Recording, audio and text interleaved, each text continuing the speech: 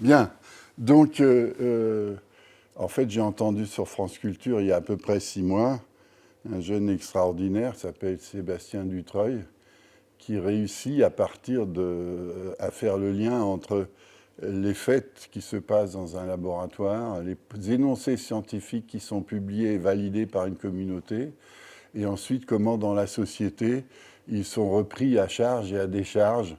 On transforme, si vous l'avez entendu, hypothèse Gaïa en certitude Gaïa chez les fous du New Age, alors que en fait, c'est plutôt une métaphore qui a été suffisamment utile pour créer des nouvelles recherches, pour amener les fondements à la fois de l'écologie politique en Angleterre et aussi pour amener les fondements de beaucoup d'études des sciences de la Terre. Et je trouve cette analyse extraordinaire. J'ai essayé de lire le plus possible là-dessus. J'ai travaillé beaucoup plus que toutes les autres conférences que j'ai faites. J'essaye de faire le style de vous parler plutôt à un métalangage un peu des sciences humaines. Alors, donc Sébastien Dutreuil a fait cette analyse, il n'a pas pu venir lui-même, et donc j'ai interagi avec lui, j'ai lu plusieurs fois son livre. Je vous donne la leçon que j'en ai tirée personnellement, sans garantie qu'elle est objective, évidemment. 5 petits points que j'essaye de développer. Tout d'abord, qui était James Lovelock ? Les parents de James Lovelock, sa mère n'a jamais pu bénéficier de la bourse qu'elle avait pour aller au lycée. Elle s'est arrêtée à 13 ans pour travailler dans une usine de conserve. Son père tenait une petite librairie dans un village de la campagne anglaise au nom imprononçable. Il a été élevé comme Quaker, c'est important à dire, ça peut faire comprendre des choses. Il n'a pas pu aller à l'université pour des raisons financières, ce qui, d'après lui, l'a aidé à ne pas être classifié dans une sous-discipline. Il est mort à 103 ans. Il a donné des interviews jusqu'en 2020. À 50 ans, à mi-vie, il a multiplié du jour au lendemain par 1000, la sensibilité des gaz qu'on pouvait détecter, des gaz minoritaires dans l'atmosphère. Cette ouverture de fenêtre d'un coup par 1000 a fait que les chlorocarbones, qui étaient immesurables dans l'eau de mer, le diméthylsulfate aussi, qui était immesurable au-dessus de l'océan, et tout d'un coup quelque chose qui est devenu mesurable avec 2 digits. D'où possibilité de faire des cycles, etc. Bon, voilà. Les progrès de l'analyse sont toujours à la base de nouvelles sciences, de nouvelles technologies, et aussi parfois de nouvelles solutions. Je regarde Philippe Walter dans cette direction. Plus factuellement, il a passé une licence en cours du soir, il a travaillé dans un atelier photographique, et puis, juste avant-guerre, il a eu la chance d'être accepté dans le laboratoire d'Alexander Todd, que je ne connais pas, mais qui a eu le prix Nobel 57. Et il a quitté donc la ferme où il travaillait pour travailler avec Todd, et Todd ensuite l'a recommandé au Medical Research Council dans les années 30, où il était chargé de s'occuper de savoir si on pouvait réanimer ou ne pas faire souffrir des animaux de laboratoire, dont en particulier le hamster. Objecteur de conscience pendant la guerre et faisant une fonction importante au Medical Council, il n'a pas eu à faire de service militaire, ce qui l'a permis de continuer à travailler. Et en 1948, il a passé une thèse à la London School of Hygiene and Tropical Medicine sur les moyens de ne pas faire souffrir les animaux et de les réveiller. Et c'est là que, probablement tout à fait par hasard, parce qu'il était en relation avec l'armée, on lui a dit qu'il y avait un problème, c'est qu'on n'arrivait pas à mesurer avec précision les mouvements faibles des bateaux quand ils arrivaient au port. Pour des raisons, c'est que les anémomètres à cuillère avaient besoin d'un certain vent, et là, les vitesses étaient trop faibles pour être mesurables. Et en plus, comme il y avait du mouvement de balancier, il ne fallait pas faire de la vitesse verticale, mais il fallait pouvoir mesurer la longueur du vecteur vitesse du vent, indépendamment de sa direction, y compris verticale. De 1949 à 1960, il était ce que l'on appellerait maintenant ingénieur-chercheur, c'est-à-dire ni chercheur reconnu et technicien de fait, mais s'auto-encadrant. Et c'est à ce moment-là qu'il a eu la chance, par son patron de laboratoire, ce qui était rare à l'époque, de partir en technicien, en séjour qu'on appellerait maintenant postdoctoral, à Yale et à Harvard, où dans les deux endroits, il y avait des problèmes de détection de chromatographie. Et donc, c'est au cours de ces besoins qu'il s'est demandé comment on peut augmenter la précision de la mesure des gaz minoritaires, des gaz en trace dans l'atmosphère. Dès qu'il a eu ses premiers contrats, il a monté une entreprise qui est restée familiale avec sa fille et son épouse. Et il a eu des sommes tout à fait confortables. Toute sa vie, il a dit ne jamais avoir demandé de crédit de recherche. Il n'en a jamais eu. Ses revenus lui suffisaient. Et ses revenus étaient intelligemment tirés du fait qu'il n'a publié que le principe il n'a breveté que le principe de son bidule, là, de son analyse à chromato de gaz, mais il n'a jamais les détails de la configuration que je vais vous montrer n'ont été publics qu'à la fin de son brevet, au bout de 20 ans. Et donc pendant 20 ans, il avait dans sa valise, il allait partout à la NASA, chez 3M, dans toutes les industries chimiques. Il raconte ces histoires. Dans sa valise, il avait le seul exemplaire qui fonctionnait, ou quelques-uns de ses amis peut-être, je ne sais pas, mais il avait dans sa valise l'électronique à 800 volts, un petit truc grand comme ça, il se baladait, et il faisait des rapports pour qui voulait, et ça rapportait suffisamment d'argent pour avoir une liberté totale de voyager dans le monde, faire ce qu'il voulait, et installer son laboratoire. Le premier grand contrat était un détecteur pour essayer de détecter des molécules organiques sur Mars. Ils n'en ont jamais détecté, et par contre, les gaz étaient en équilibre géochimique pur. Les gaz sur Mars, il a montré qu'il n'y avait pas de vie, il n'y avait pas de vie depuis longtemps, parce qu'il n'y avait aucune molécule détectable, y compris avec ses appareils à lui. Et donc, ça l'a amené à se demander, mais tiens, est-ce que je vais regarder l'équilibre des gaz, y compris minoritaires, sur la Terre? Et c'est comme ça que est venue l'analyse des gaz de trace et de cette entreprise très bénéfique. Et puis depuis 1960, il était totalement indépendant et il a donné des dernières interviews. Il a publié 3 livres, j'en ai lu que 2. Il a donné les dernières interviews en 2020. La photo a été prise, il était quasiment centenaire. Donc vous avez un 50 et 100 ans. Sa passion de partir de chimie analytique pour généraliser et comprendre des choses, et en particulier comprendre le climat. Alors, avant de parler de conséquences philosophiques, on aime bien voir. Alors moi, je me suis intéressé, j'ai essayé de chercher. Dans les livres de Sébastien Dutreuil, il est dit en 2 lignes que cet anémomètre a apporté une révolution. J'ai fini par trouver quelques publications en littérature grise. Donc l'histoire, c'est que il a une boule de 100 microcuries qui porte 100 microcuries de polonium au milieu. Ça a été utilisé dans les bateaux de la Navy. Et il a ensuite un truc qui ressemble à un gyroscope que vous voyez là sur l'écran. Et pourquoi ce gyroscope, il a une symétrie sphérique et il a 5 cm de rayon? C'est parce que les bêtas dans l'air ont à peu près 5 cm de portée. Les alpha ou les bêta, je ne me souviens plus.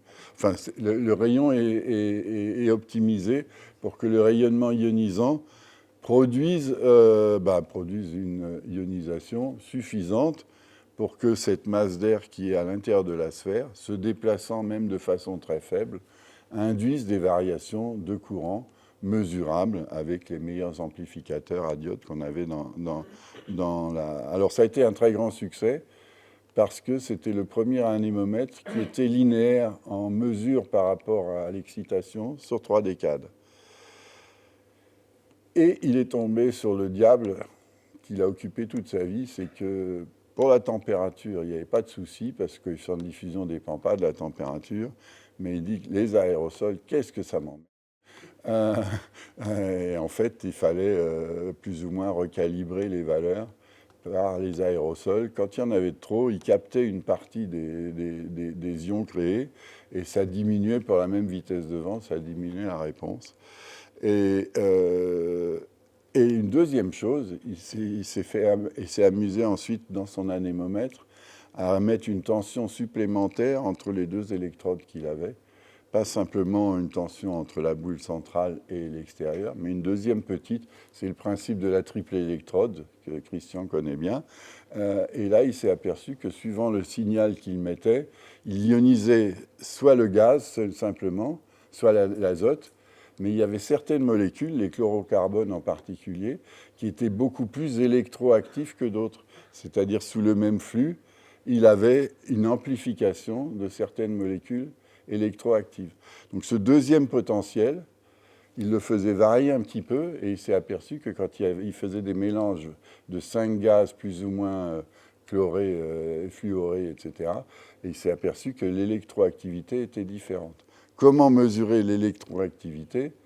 C'est qu'elle est relative par rapport à l'électroactivité de l'azote. C'est-à-dire que si on met un deuxième petit potentiel supplémentaire, et on le règle, on voit l'azote. On le règle plus, on voit quelque chose de plus que l'azote, parce que certaines molécules, même si elles sont en concentration 10 puissance moins 8 ou moins 9, ont une section efficace qui est énorme. C'est ce qu'il a appelé l'électroactivité. Donc en réglant cette deuxième tension, il arrivait à cibler, à analyser les gaz. Il avait une signature de leur électroactivité, c'est-à-dire affinité à recevoir les électrons, c'est-à-dire la facilité à laquelle les électrons sont arrachés. Donc ça, il l'explique dans un Ionisation en 1949. Alors, comme je vous l'ai dit, c'est resté le premier truc de la littérature qu'on voit. Je crois qu'il est à la fin des années 80, au début des années 90. La réalisation, c'était ça. Il faut une source radioactive, polonium ou nickel, qui ionise l'air, et ensuite on met une tension de 600 volts. Pourquoi on met une tension de 600 volts? C'est que ce qu'on détecte, c'est pas uniquement, et c'est ça toute l'astuce, c'est la même astuce que dans la chambre de Charpak. On ne détecte pas les ions créés, mais on détecte ce qu'on appelle les électrons secondaires. Et il se trouve que ces électrons secondaires, il y en a quelques milliers. Et puis donc on gagne un facteur à peu près 1000 par rapport à toutes les autres techniques de détection.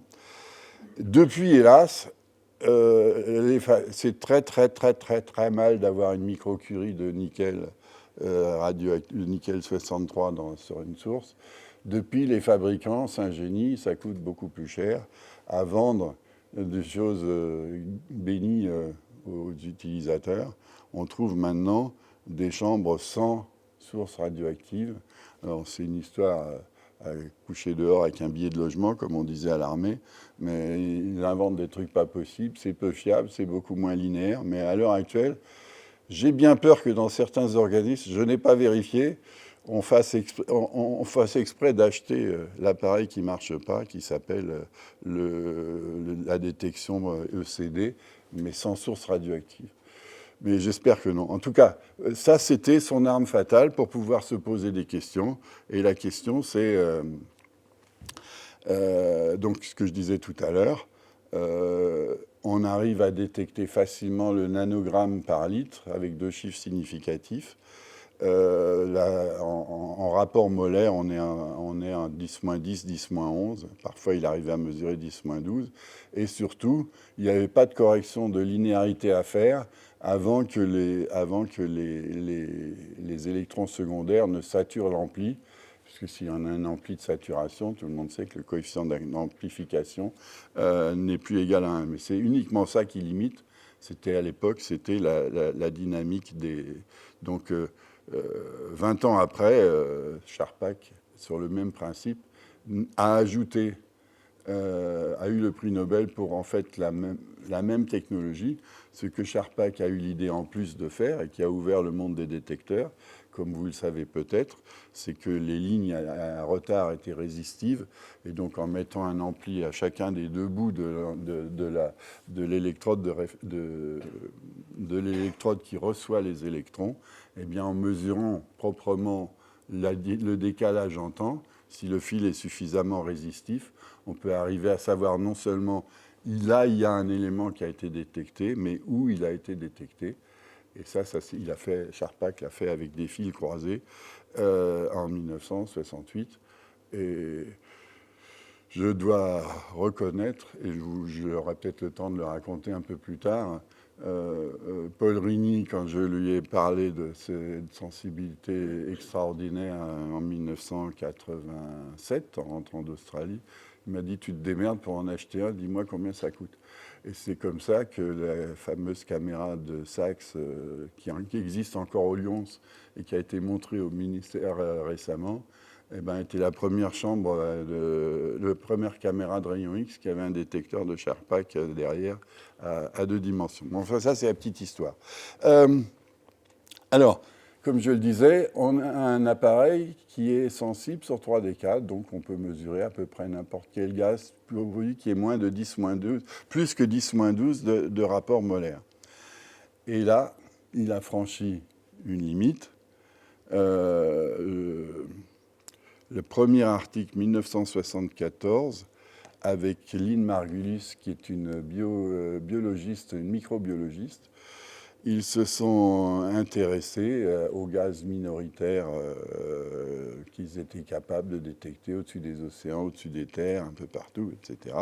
Et la phrase clé qui est de 1974, c'est ils se sont aperçus que les concentrations de gaz minoritaires étaient loin des valeurs très supérieures aux valeurs qui étaient données s'il n'y avait eu que des équilibres chimiques, et ils étaient parfaitement constants, alors qu'ils étaient sous excitation non constante.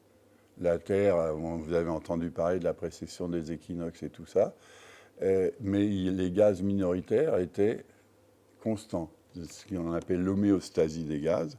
Et alors ils disent qu'ils ont exploré ce qu'ils ont appelé une anomalie, mais une anomalie, c'est un rapport qu'ils ont tabulé, qui est de l'ordre de 10 puissance 5 à 10 puissance 7, entre la valeur prédite par la géochimie et la valeur observée dans un système où il y a plein d'espèces vivantes qu'ils ont appelé le système Terre.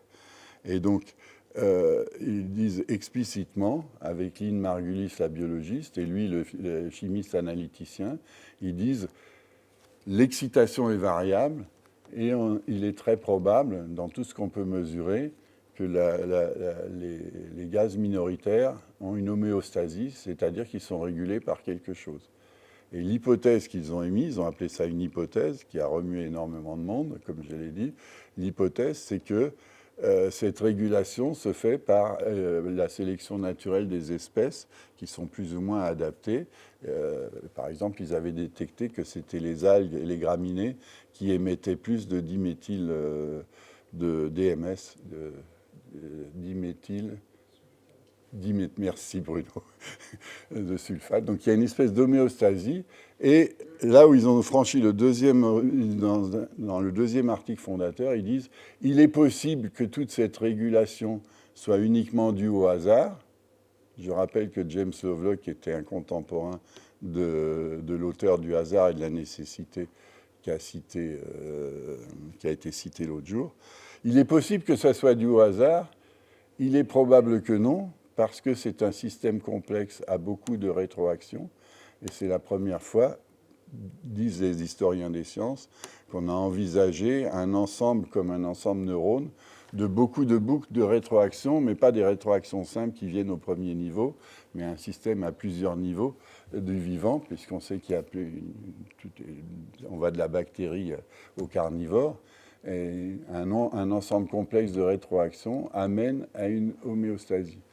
Et Lynn Margulis a poussé le bouchon encore plus loin. C'est qu'on peut à ce moment-là considérer, ça dépend de la notion qu'on a d'organisme, considérer que la biosphère dans son ensemble réagit comme un organisme. en ayant une régulation non pas par le système nerveux pour un organisme, mais une régulation par les échanges chimiques, ce qui n'implique pas la différence par rapport à un système vivant et un organisme habituel, c'est que les organismes tels qu'ils sont définis en biologie se reproduisent. Or, la biosphère ne se reproduit pas.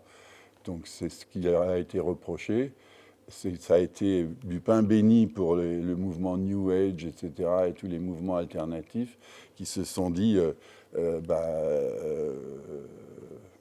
Lovelock a démontré que la Terre est un immense organisme. Mais d'un autre côté, ça a permis d'asseoir les premières modélisations du système Terre.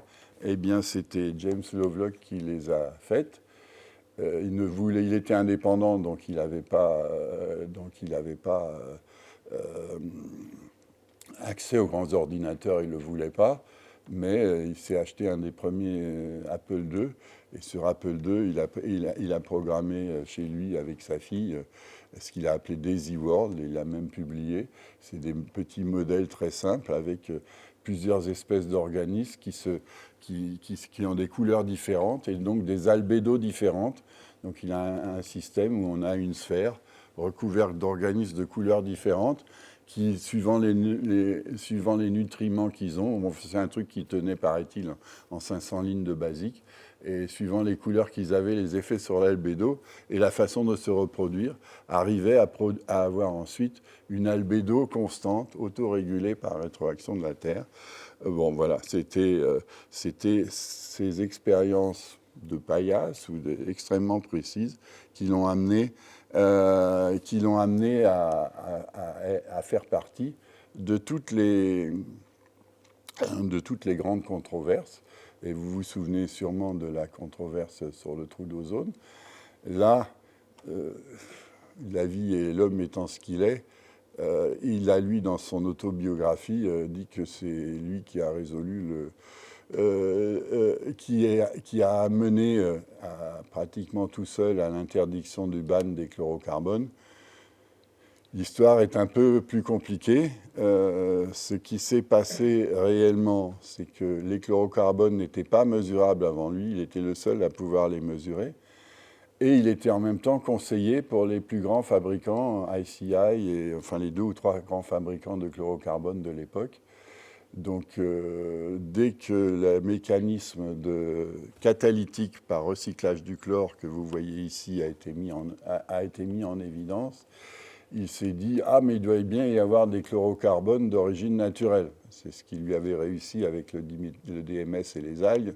Mais avec le chlorocarbone, il n'y a pas eu d'origine naturelle.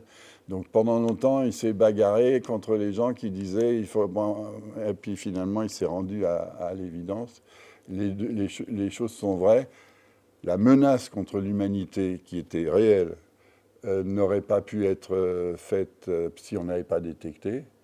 Il a essayé de se battre contre, mais inversement, comme il était lui-même le conseiller, il était le seul à mesurer pour les industriels, eh bien, les mesures étaient validées par les industriels. Donc, il a eu effectivement, tel que pas tant qu'il le raconte, mais sans lui, actuellement, il y aurait certainement plus d'ozone autour de la planète. Autre histoire où j'essaye de partir de la technique, vous avez compris, pour montrer les implications sociales que ça peut avoir. Le diméthylsulfate, que vous voyez là au milieu, c'est un produit le SH2 n'étant pas stable, il se trouve que les géochimistes ont dit que le composé se trouvait probablement dans l'atmosphère à 2 puissance moins 10. C'était ça son équilibre géochimique, sans intervention de la vie. Donc quand ça a commencé à être mesurable, il a commencé à regarder ça. Et il s'est aperçu qu'il y avait des ordres de grandeur de différence entre ce qui était observé et ce qui était dû à la chimie seulement, d'où l'intervention d'un facteur du vivant. Et il s'est mis à chercher, il a enfermé des morceaux de l'herbe dans des bouteilles, fermées comme Pasteur avec du coton, parce que si on fermait complètement et qu'on essayait d'analyser le DMS, ça ne marchait pas, il fallait quand même qu'il y ait la vie des bactéries dedans.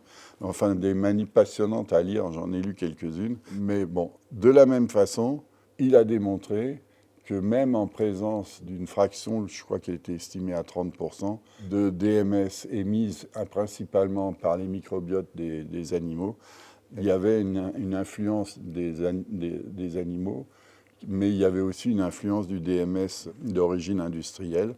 Voilà. L'homéostasie vient d'une action-réaction. Ceux qui ont été ses partisans, qui l'ont lu trop fort, ont dit, bah oui, cette action-réaction, c'est la revanche de Gaïa qui veut éviter la bombe humaine, etc. Et toutes les surinterprétations philosophiques qu'on peut prendre de ça. Mais c'est la même histoire. Une observation propre, linéaire, de chimie analytique amène à se poser une question sur un cycle. Pour pouvoir faire des questions sur un cycle, il faut faire des mesures en continu et il faut faire des mesures qui soient suffisamment linéaires et suffisamment sensibles pour que ça marche. Voilà. En 1974, j'ai souligné ici les phrases clés. L'explication alternative, c'est que la vie prend le contrôle de l'environnement planétaire et que ça peut être dû à un ensemble de rétroactions que l'on peut désigner du mot de l'hypothèse, du mot d'organisme, avec toute l'ambiguïté, c'est qu'un organisme vivant est censé se reproduire, est censé, à un certain niveau, avoir un certain niveau de conscience, dû à un système nerveux. Ce système nerveux, il n'existe pas, et la reproduction pas non plus. D'où, pour une certaine partie des biologistes, pas tous, pas pour les écologistes scientifiques, mais pour une certaine partie des biologistes, il avait franchi le Rubicon, et il a été considéré, à partir des années 90, comme un joyeux rigolo. Là, c'est ce que je vous disais tout à l'heure. Je pensais à une discussion qu'on a eue avec Gilles Ramstein. Les tableaux de chiffres, alors que ça vient d'analyses extrêmement précises, ils donnent essentiellement les puissances de 10. Ils ne donnent pas les valeurs. C'est les puissances de 10 sur différents gaz. On a dit le rapport entre ce qui est attendu et ce qui est observé, et vous voyez que le tableau est plein de 10 puissance 2, 10 puissance 10, 10 puissance 27. Et donc il a testé ça avec des petits modèles sur Apple II.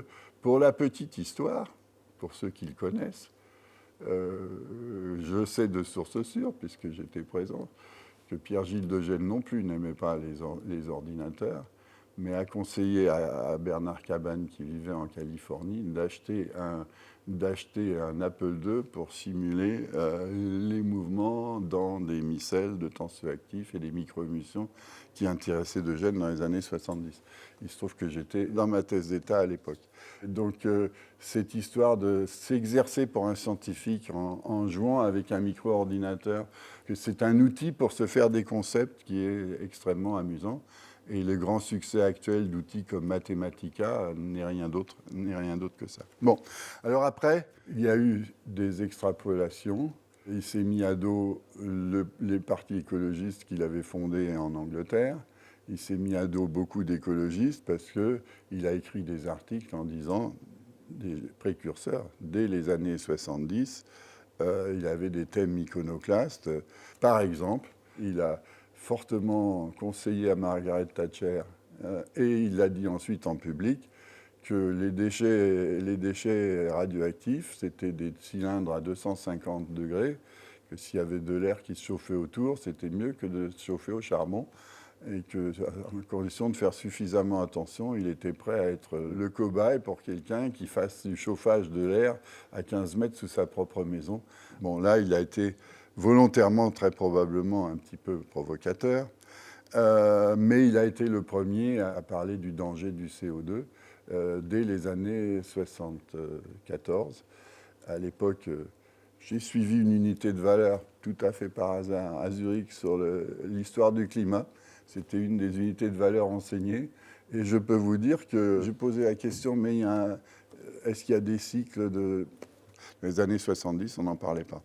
Et il a été le premier à signaler que le truc le plus difficile, c'est la présence des aérosols sur 10 km. Quantifier les aérosols, savoir comment ils varient en fonction des gaz dissous. Et il a été le premier à s'intéresser à ça. Et il disait partout, chaque fois qu'il était en public, c'est que la seule façon de lutter contre la human bomb de la surpopulation, les gens évidemment La population avait envie de se nourrir et de vivre bien, donc il y aurait besoin d'énergie, et la seule énergie qu'il voyait à l'époque, c'était les années, et il disait que même le nucléaire allait nous sauver de la crise de l'eau, qui allait résulter de la crise alimentaire, puisqu'il faut énormément d'eau pour faire pousser.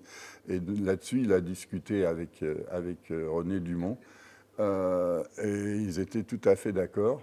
Et d'ailleurs, pour la petite histoire, l'un de nos administrateurs généraux a payé un démonstrateur de désalinisation à Porquerolles pour essayer d'évaluer combien il fallait d'énergie à l'époque d'origine nucléaire par litre d'eau désalinisée en Méditerranée. Ensuite, là où il a vraiment dérapé, enfin me semble-t-il, je me permets, je ne suis pas du tout à son niveau, mais à un moment, il a dit même que éviter la variation des courants marins, dont on parle beaucoup maintenant, il fallait installer des grands tubes en béton verticaux pour, à certains endroits, favoriser des gradients thermiques pour que, de façon catalytique, on stabilise par rétroaction les courants marins qui allaient être en danger. Et ça, j'ai regardé dans la littérature, les gens ont dit que là, il avait...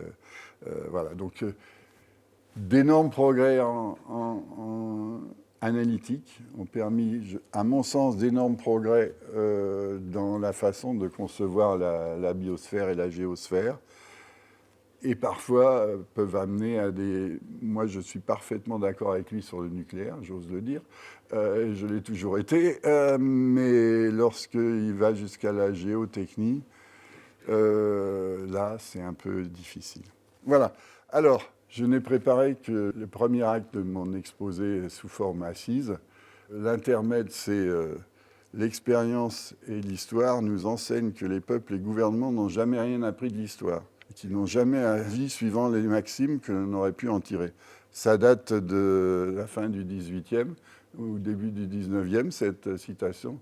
Mais avec ce qui se passe de nos jours, il me semble qu'on est en plein dans cette actualité. Alors, maintenant, la question que je me suis posée pour introduire le débat d'aujourd'hui, quels seraient les thèmes utiles pour la prochaine conférence Bernard Bigot? J'ai essayé de regarder un petit peu quelles étaient les innovations technologiques qui ont été utiles ces dernières années, desquelles on a besoin pour asseoir ce qu'on espère tous, un démarrage concret d'un réacteur renouvelable, puisqu'il fonctionne à partir de déchets et pas à partir d'uranium neuf. Je suis très heureux que Joël fasse la dernière discussion.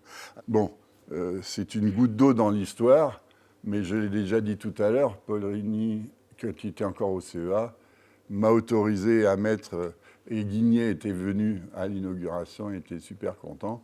Une chambre de Guigné, ça marchait avec un compteur Geiger et un film photographique dans les années 70. J'ai eu l'autorisation à Saclay, ça a été inauguré en 91.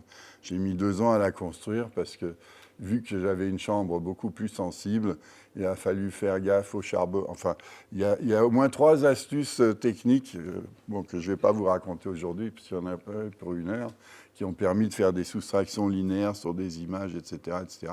Mais cette augmentation, par le fait qu'on détecte des électrons secondaires et pas simplement l'espèce qu'on a ionisée, pas simplement l'ion qui est présent, mais les électrons secondaires, nous fait gagner un facteur 1000 en toute expérience. Et la première chose, ça a été faite avec Charles Mady, on en a parlé. Il y avait des bruits qui couraient qu'à La Hague, que ce n'était pas des complexants comme il était dit dans les livres, mais à La Hague, l'espèce qui extrait l'uranium et les produits de fission, c'est un espèce d'agrégat non stoichiométrique on ne peut pas définir de stoichiométrie. C'est un ensemble de petits agrégats en équilibre thermodynamique. Eh bien ça, c'était iconoclaste. Ça a été proposé pas par moi, mais par un Namibien qui travaillait aux États-Unis. Tout le monde le regardait, il n'était pas à Harvard, donc il disait que des bêtises. Et Charles Mady qui est venu me voir en disant, il y a ce Namibien, je le trouve sympa, j'ai discuté avec lui. Il dit que ce n'est pas des complexes, mais il dit que c'est des agrégats avec quelques molécules d'eau, et que c'est beaucoup moins précis, qu'on pourrait appeler ça une microémulsion inverse, ou un agrégat à eau dans l'huile. Est-ce que tu peux voir? Je lui ai dit, bah oui. On a une caméra qui marche, on va le savoir en 5 minutes. Il est venu le lendemain, il m'a apporté un échantillon, et puis on l'a mis dans la machine, et on a vu ce signal-là, avec la contre-manip en bleu, ce signal-là, et c'est une échelle log.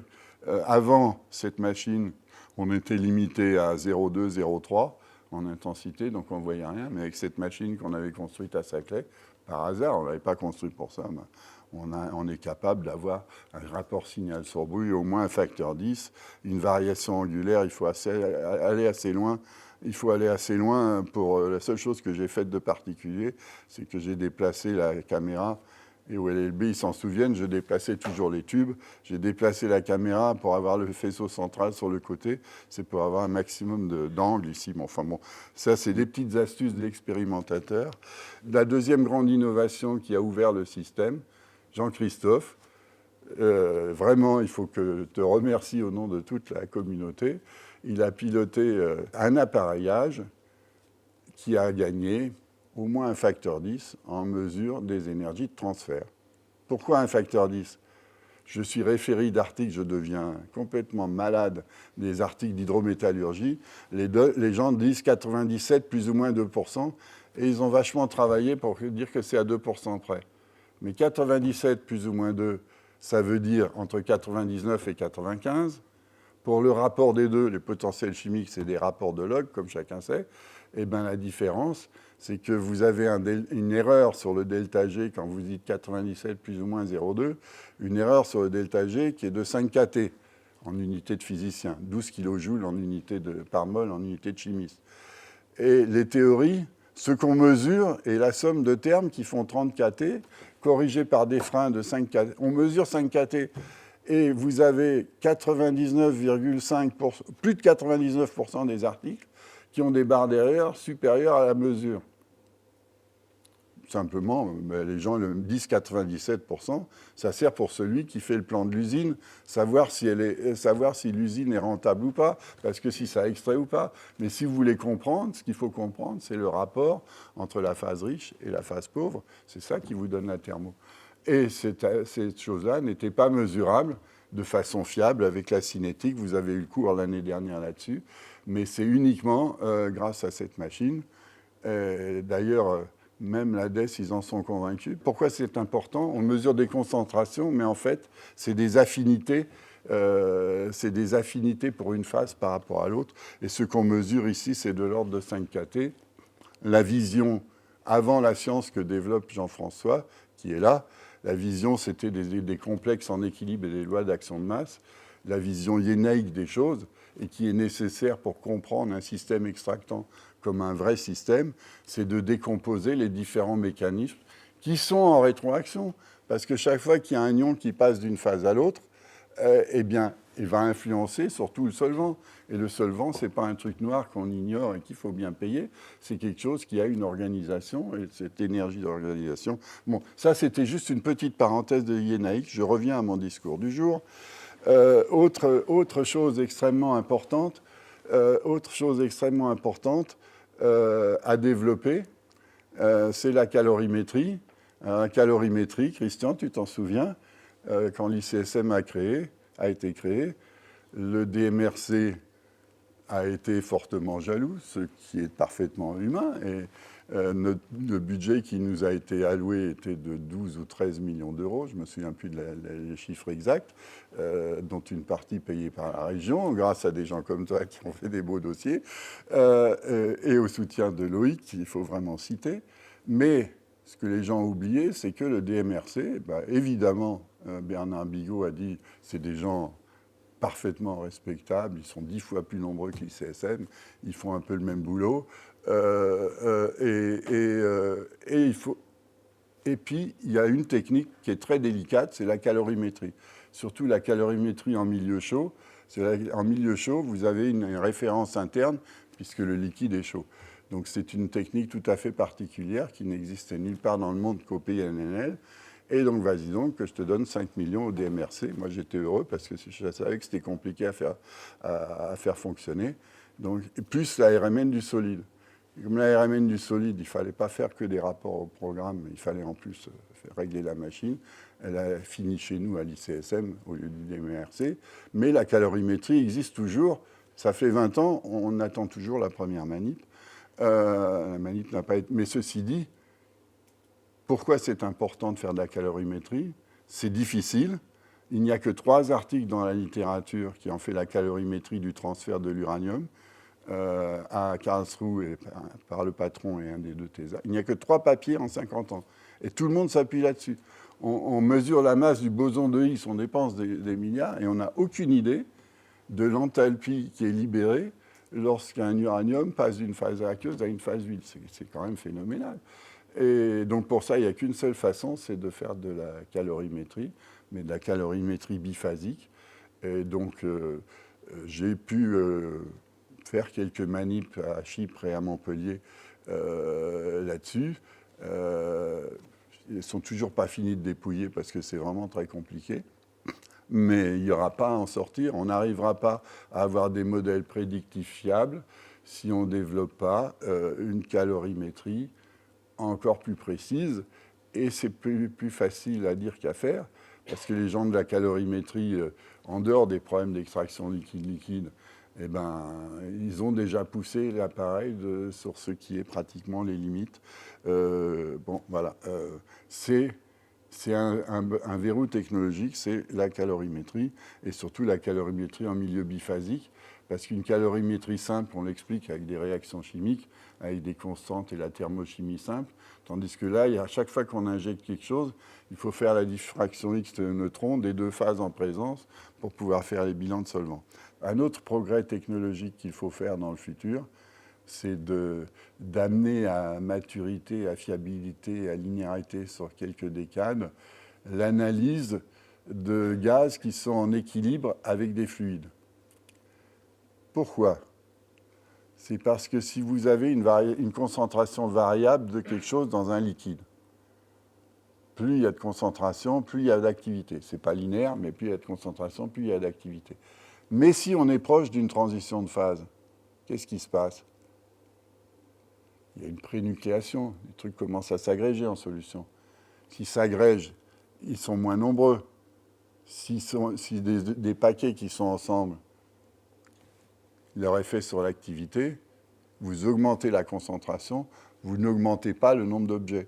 Donc vous avez un plateau d'activité. Donc si vous avez un plateau d'activité de quelque chose, ça veut dire que, attention, vous êtes près d'une transition de phase. Et si on veut faire des usines de séparation plus fiables dans le futur, où on sera prévenu si jamais il y a un problème de l'émulsification spontanée, il faut pouvoir détecter ces plateaux d'activité.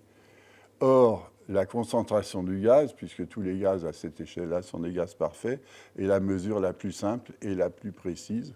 Donc, voilà, si on veut développer un nucléaire du futur, fondé non pas sur essais-erreurs, comme ça a été fait après la guerre, puisqu'on a utilisé le projet Manhattan, mais si on veut le faire de façon prédictive et sérieuse, il faut développer non seulement la fluorescence X quantitative monochromatique, mais aussi il faut pouvoir mesurer en permanence le contenu des gaz qui sont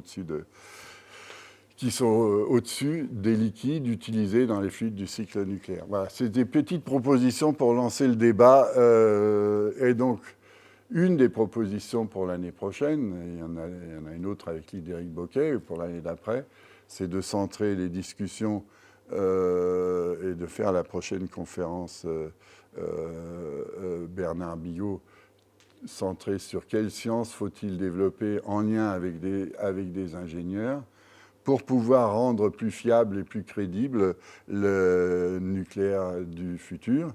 Et pour ça, on a un trésor, c'est le trésor Phénix. On a des matériaux qui ont été irradiés pendant 30 ans, qu'on peut vraiment... Enfin, 40, non, même. Et bon, j'ai listé un certain nombre de choses dont j'ai un peu entendu parler, mais peut-être il y en a certaines qui sont inutiles, peut-être il y en a certaines où on a besoin de plus de connaissances. Bon, la chimie analytique, les rayons... Je suis très heureux que Philippe soit là. On a le spécialiste français, sinon européen. Les ultrasons qui regardent dans le sodium liquide, on m'a dit que c'était compliqué d'interprétation. Pourquoi ne pas avoir de l'intelligence artificielle, contrôlée ou non, pour pouvoir regarder les images? La chimie du sodium, vous allez en entendre parler tout à l'heure, etc., etc. Voilà. Merci à vous.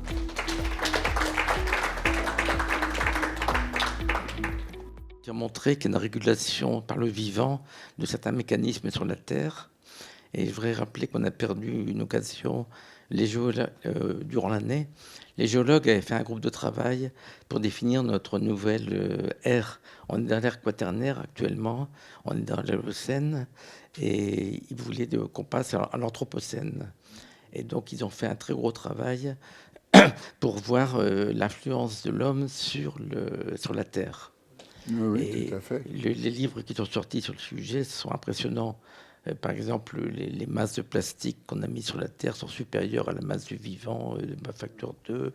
Les isotopes radioactifs, on les trouve dans tous les sédiments alors qu'ils n'existaient pas avant. Enfin, il y a toute une analyse extrêmement intéressante. Et leur proposition de passer à l'Anthropocène, qui a été vue par l'organisme mondial de géologie en début d'année, a finalement été rejetée. Donc on est toujours dans l'Holocène.